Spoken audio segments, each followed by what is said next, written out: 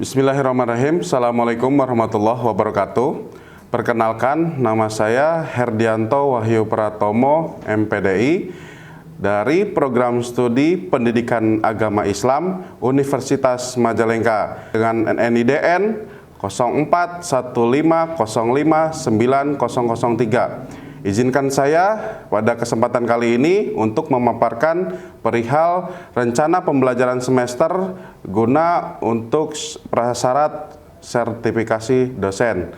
Adapun rencana pembelajaran semester yang saya akan uraikan pada mata kuliah pengembangan kurikulum. Adapun untuk capaian pembelajaran pada mata kuliah pengembangan kurikulum ini, yang pertama, menjunjung tinggi nilai kemanusiaan dalam menjalankan tugas berdasarkan agama, moral, dan etika. Menghargai keanekaragaman budaya, pandangan agama, dan kepercayaan, serta pendapat atau temuan orisinil orang lain.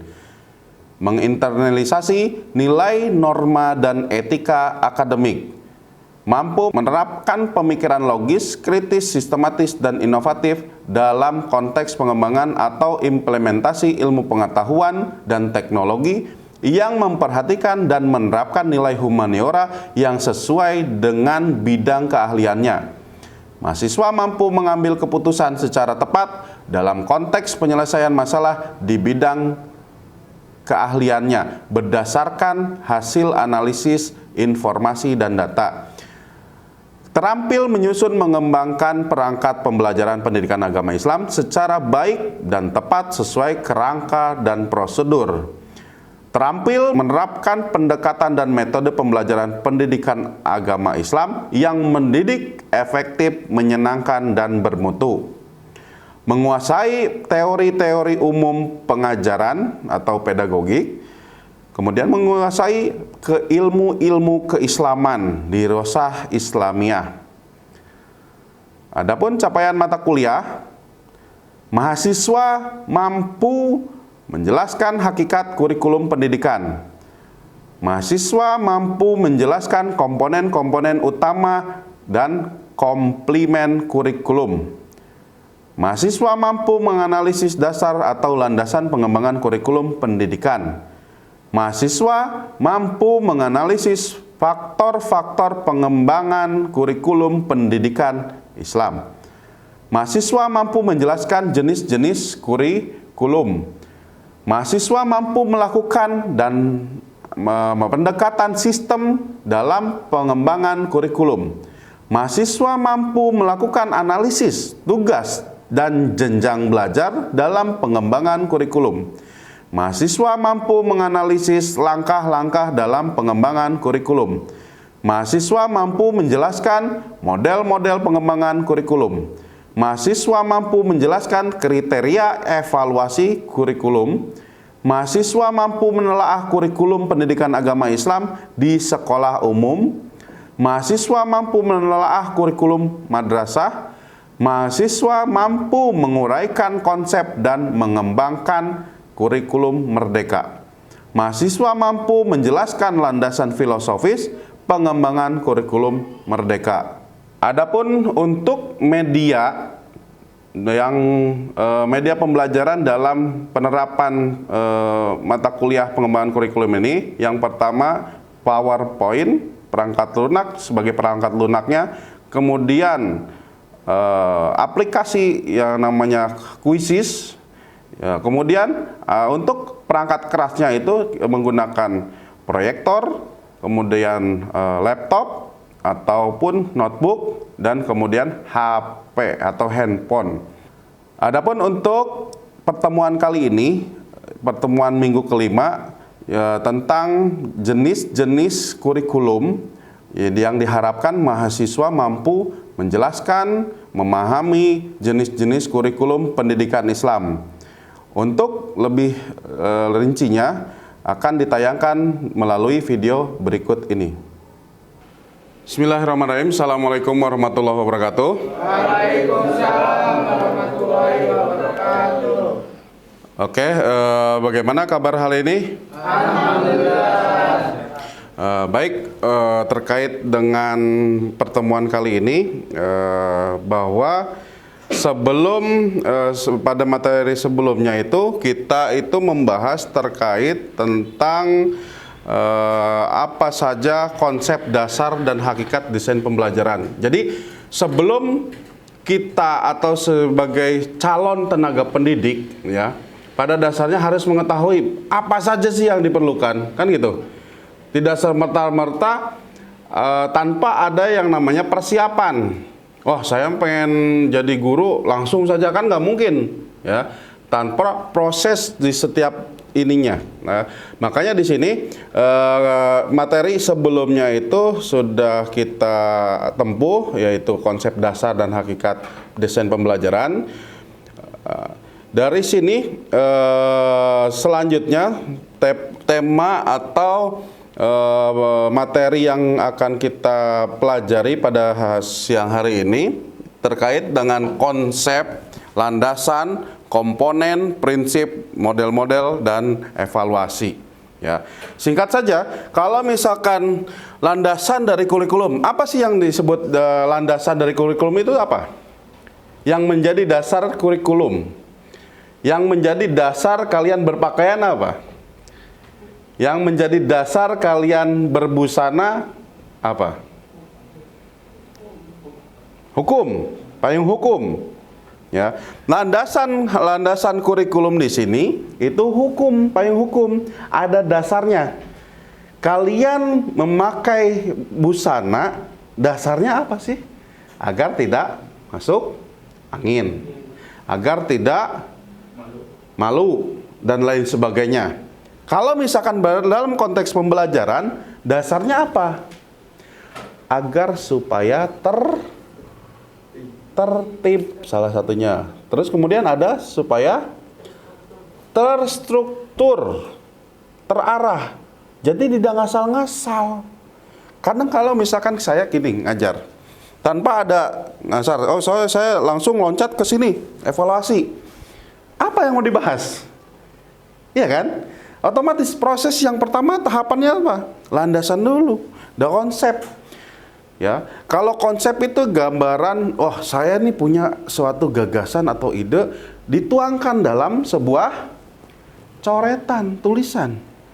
Ya, yang namanya ide berawal dari gagasan, kemudian dituangkan dalam sebuah tulisan, diungkapkanlah sebagai ini prosesnya.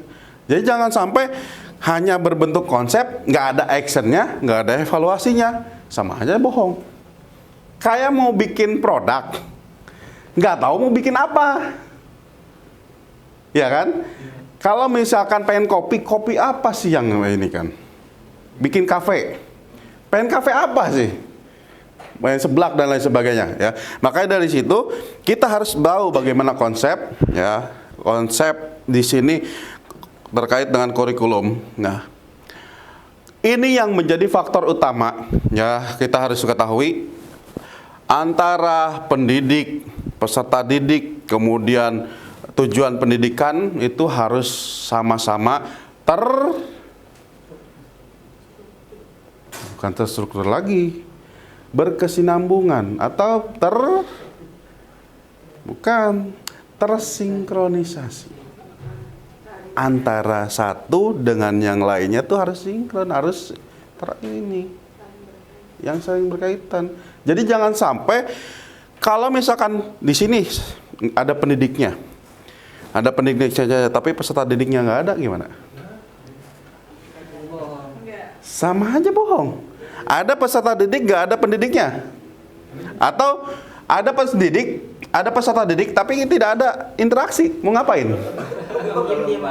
Diam-diam aja, ya. Ini buat apa yang namanya proses pembelajaran di sini? Ya kan itu. Maka dari itu antara pendidik kemudian peserta didik harus ada yang namanya interaksi. Nah, dari tadi isi proses kemudian evaluasi, dari mana sih datangnya? Dari ide tadi, gagasan, konsep. Isi yang pengen dibicarakan apa sih? Kan gitu. Kemudian proses yang pengen proses yang pengen dilangkahi, dilalui itu seperti apa prosesnya, daya saingnya dan lain sebagainya. Kemudian evaluasi. Pemasaran kita tuh sepi. Bagaimana sih kita mendobrak biar rame? Adalah yang dimakan namanya diskon, promo dan lain sebagainya. Rame lagi. Oh, biaya di Unma murah, rame lagi. Kan gitu. Oh, lulusan Unma nantinya bisa daya saing dan lain sebagainya. Kan gitu, ya. Makanya di sini harus ada evaluasi. Penting di sini ada evaluasi karena apa? Setiap proses kita sudah bagus. Kita sudah bisa menjalankan sistem dan lain sebagainya. Tapi tidak ada yang namanya evaluasi, susah. Harus ada yang namanya evaluasi. Guna apa? Ada perbaikan dan perbaikan. Baik, untuk di sini ketika peserta didik ada, ya terus tujuan utamanya itu harus tercapai. Pengen jadi apa sih lulusan dari sini tuh? Ya kan? Tidak serta-merta lulusan dari FHI itu atau dari PAI itu menjadi seorang guru, ya. Karena pendidikan agama Islam, jadi guru dulu, ya. Ya, makanya di sini bukan hanya sekedar itu, bisa jadi manajer, bisa jadi dan lain sebagainya. Ya, jadi tidak serta-merta satu baku. Maka dari situ, disinilah proses. Jangan gini, kalian kuliah di sini itu jangan hanya pada satu bidang saja. Yang pernah saya sampaikan, carilah bidang dari berbagai sudut, berbagai aspek, ya. Jadi sehingga tujuan itu bukan saya mah pintar ekonomi, ya udah ekonomi baik. Nggak maju-maju, nantinya kalah saing, ya. Atau multimedianya dan lain sebagainya. Lah itulah harus diinikan. Oke, kemudian nih, alam, sosial, budaya, politik, ekonomi dan religi itu pasti berkesinambungan di lingkungan sekitar. Apalagi nanti kalau misalkan sudah berkecimpung di masyarakat, ya. Kayak contohnya kemarin Cirebon, ya. Cirebon itu lingkungan masyarakatnya waktu kemarin 2 hari sebelumnya itu, bahkan sebelum pemilihan saja sudah seperti itu, ya, anarkis dan lain sebagainya. Apalagi ini, makanya di sini kalau misalkan interaksi di sininya tidak ada, prosesnya apa, tujuannya apa, mau jadi apa nantinya, kan gitu. Hanya ikut-ikutan, follower dong, kan nggak mungkin kita jadi follower. Mau jadi follower sejati, harusnya itu kita yang di follow, yang diikuti, iya kan? Jangan jadi follower, tapi kita yang harus menjadi diikuti. Oke.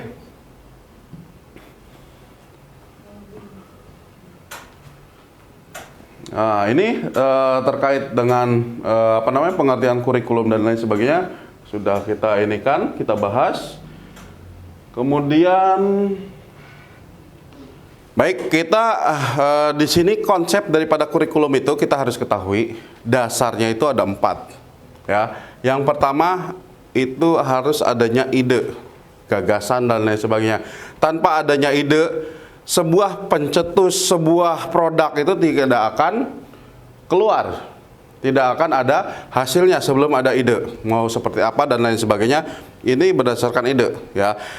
Ide menurut Henry itu the content of instruction. Jadi kalau misalkan nggak ada konten yang harus diinstruksikan itu, ya sudah, ngambang. Ya, sama juga kalau misalkan kita dalam pendidikan juga, kalau misalkan tidak ada instruksi buat ada pembelajaran, tidak ada pembelajaran. Kan gitu. Baik, selanjutnya itu ada yang namanya rencana. Rencana ketika sudah punya gagasan, kalau tidak direncanakan atau tidak diterapkan, sama saja bohong, ya. Maka di itu harus ada yang namanya plan, rencana, ya, direncanakan. A curriculum is a plan of learning, ya. Jadi kita harus mempersiapkan diri, nih perhitungan nantinya kayak gimana sih, effortnya dari masyarakat seperti apa sih, kan gitu. Terus kemudian nanti ada kendala dan hambatan dan upayanya seperti apa sih, kan itu harus diperhatikan ya, rencana di sini. Terus kemudian aktivitas saumo ya, ketika ide sudah diinikan, rencana sudah dibikin, tinggal gerakannya ya, aktifnya bagaimana. Ini perlu, kalau secara konsep saja tanpa ada prakteknya bohong ya kan. Praktek tanpa ada teori sama aja bohong atau sombong atau ini bodoh ya. Bisa ada yang makan di lapangan, pasti ada yang namanya teori ya. Bagaimana salahan aja ini saya cara ngajar tuh, cara pembelajaran evaluasi itu seperti apa sih yang kondusif itu ya. Berarti di sini ada aktivitas. Kemudian setelah ide sudah diinikan, rencana sudah diinikan, aktivitas sudah dilaksanakan, akan terdapatlah hasil yang ingin dicapai. Oke, selanjutnya ini, nah, ketika kita berbicara dimensi, ya, dimensi, ketika kurikulum sebagai ide, gagasan yang bersifat konseptual, ya. Jadi di konsep terlebih dahulu, tidak ngasal-ngasalan, rencana, perangkat, dan dokumen pembelajaran harus ada. Bukan hanya setiap saya pengen ngajar, saya bikin yang namanya coretan. Ya, setiap pembelajaran itu, makanya di konsep segala macamnya. Prosesnya seperti apa? Monoton, fun, dan lain sebagainya, kita harus ketahui cara penyampaiannya, ya. Terus kemudian sama kita kalau misalkan bertatap muka dengan konsumen seperti apa untuk menarik minat, kan gitu, ya, harus ini kan. Kemudian akan tercapailah hasil yang ingin dicapai. Wah, on target nih tahun ini sekarang tuh, ya, seperti apa ininya, ya. Ini perlu kita ketahui semuanya. Dimensi atau konsep atau literatur ini berpotensi bagaimana kita menerapkan yang namanya sebuah proses dari ide, ya, turunlah kepada rencana implementasi, action, aktivitas. Nah, kenapa di sini ada hidden curriculum? Ada yang tahu? Hidden. Iya, emang ini ya hidden curriculum atau kurikulum tersembunyi. Maksud si hidden curriculum di sini apa? Ada yang tahu? Kurikulum tambahan. Oke, bisa jadi. Apalagi? Hidden, yang dimaksud dengan hidden curriculum di sini, kurikulum yang bersifat ekstra, yang tidak tercapai atau yang di luar dari gagasan di sini. Contohnya dari historical, pengalaman. Oh, saya dulu pernah di sini, bisa tidak diterapkan dalam proses penyampaiannya. Oh, saya dulu bekerja di sini, cara sistem untuk pengajarannya seperti ini, bisa tidak diterapkan. Antara lembaga satu dengan lembaga yang lainnya bisa tidak diterapkan, kan gitu. Bisa dimasukkan ke dalam hidden curriculum di sini.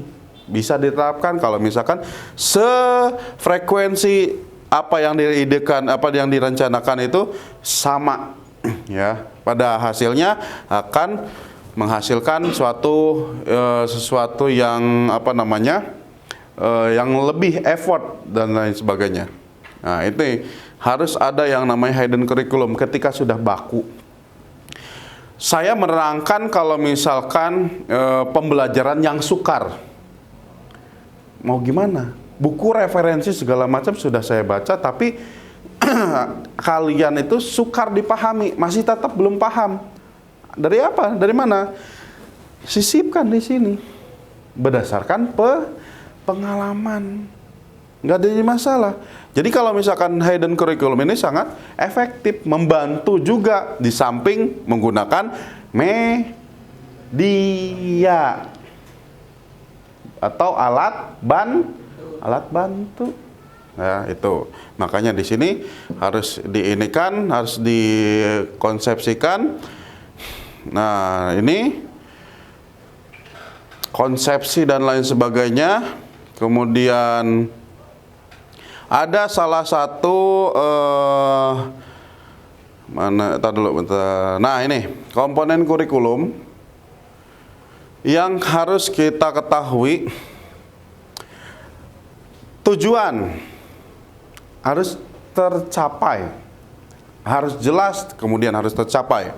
Evaluasi, ketika tujuan sudah dicapai, pasti ada yang namanya kekurangan.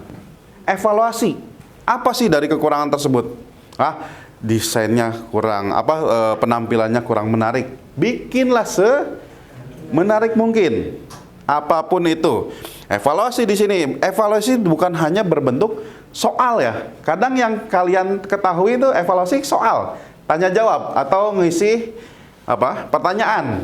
Bukan hanya seperti itu, tapi yang lainnya bisa kita rubah, kita koreksi dan lain sebagainya. Kemudian isi. Kalau misalkan isi materi kitanya itu kurang ini, bisa ditambahkan dari referensi-referensi lain. Awas terkait metode. Metode yang sangat riskan itu apa? Metode teknik atau teknik pengajarannya itu menggunakan ceramah. Kenapa? Mudah, ya memang mudah, tetapi capek. Ya, tanpa dikolaborasikan dengan metode yang lainnya. Kalau hanya satu metode saja capek, ceramah saja, ya otomatis harus ada yang namanya tanya jawab, ada respon dari peserta didik dan lain sebagainya, banyak ya intinya. Nah, ini komponen-komponen yang harus kita ketahui atau yang kalian harus persiapkan nanti pada ininya, ya sebelum terjun di lapangan atau nanti pada prakteknya.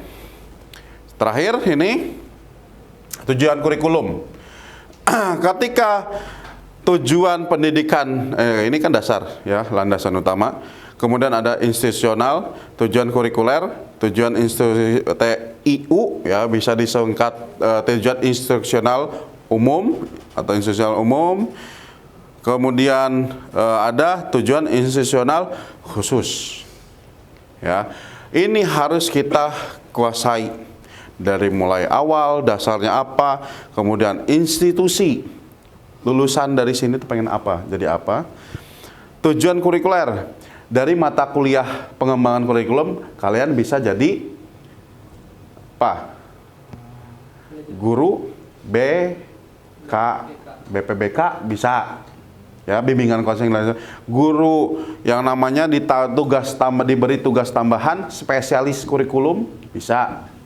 Bukan hanya guru umum, tapi ada spesialisasi. Ya, gitu tujuan ini. Nah, kalau misalkan tujuan institusional umum, ini capaian keseluruhannya pengen jadi apa sih? Ya, sebelum ada khusus, sama aja kayak misalkan IPA. IPA kan umum. Yang kekhususannya apa? Fisika, biologi, dan lain sama, kimia, kan gitu. Itu khususnya. Kalau umumnya itu IPA dengan IPS, cuman itu aja. Nah, nanti kalau diruncingkan lagi ya kepada tujuan institusional khusus. Sampai sini ada yang pengen ditanyakan? Ada? Oke, baik. Kalau misalkan tidak, ya kalian nanti pelajari apa saja sih bagaimana terkait dengan tujuan kurikulum di sini. Jangan sampai ketika kita prosesnya atau ketika kita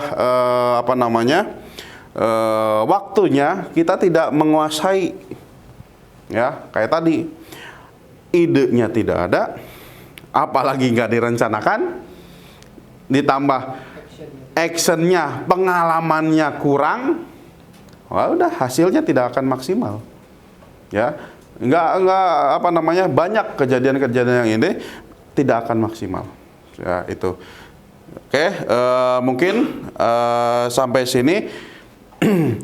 Nanti kalian saya kasih tugas diskusi terkait apa saja sih, ya, terkait apa saja sih bagian ini prinsip pengembangan kurikulum.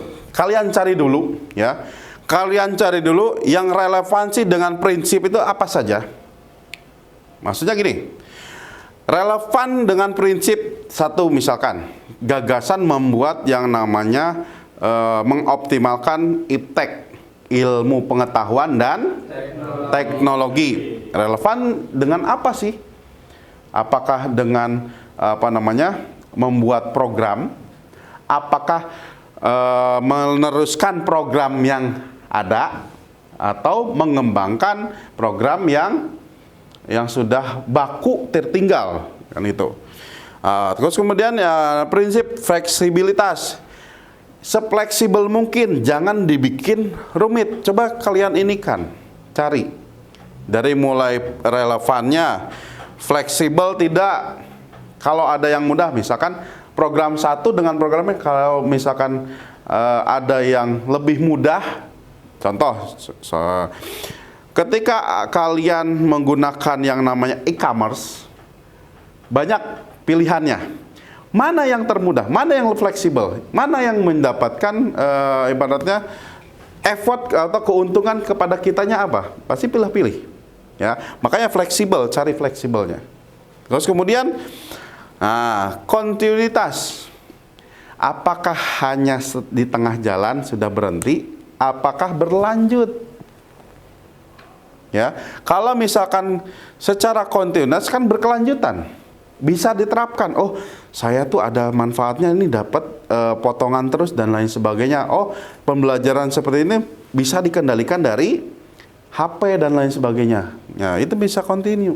Kalau misalkan aplikasi dan lain sebagainya sudah ribet, banyak ininya dan itunya, pasti akan kita tinggalkan.